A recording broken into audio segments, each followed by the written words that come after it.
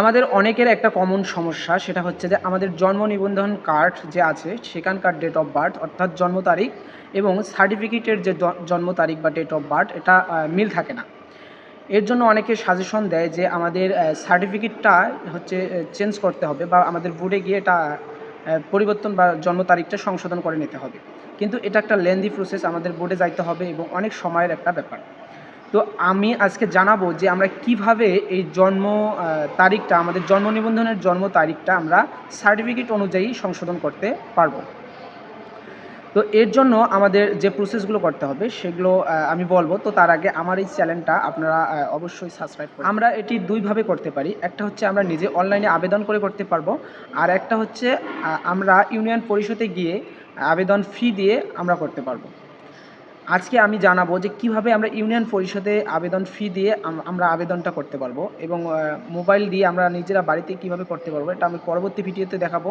কিন্তু যেটা সহজলভ্য, যে আমরা ইউনিয়ন পরিষদে গিয়ে যদি আবেদন করি, সে আবেদনের কপি নিতে হবে। ওখানে গিয়ে আমাদের সার্টিফিকেটের কপি জমা দিয়ে আমরা একটা আবেদন করব।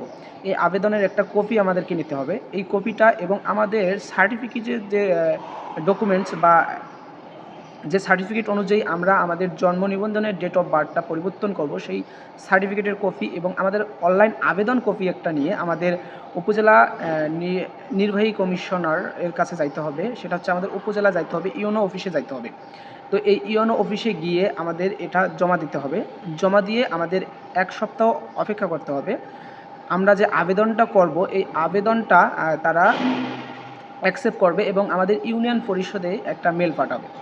তো যখন ওনারা উপজেলা থেকে আমাদের বা ইউনো অফিস থেকে যখন আমাদের পারমিশন দেবে, ঠিক তখনই আমরা কিন্তু আমাদের জন্ম নিবন্ধনের ডেট অফ বার্থটা আমরা পরিবর্তন করতে পারবো। নচিত আমরা ইউনিয়ন পরিষদ থেকে কখনোই এটা পরিবর্তন করতে পারবো না। তো আমাদের অবশ্যই আগে উপজেলা ইউনো অফিস থেকে আমাদের এর পারমিশনটা নিতে হবে। তো আমরা ওখানে আবেদন করব, তারপর আমাদের অবশ্যই 7 দিন পর্যন্ত অপেক্ষা করতে হবে। তারপর ইউনিয়ন পরিষদে গিয়ে এটা আমরা সংশোধন করে নিতে পারবো।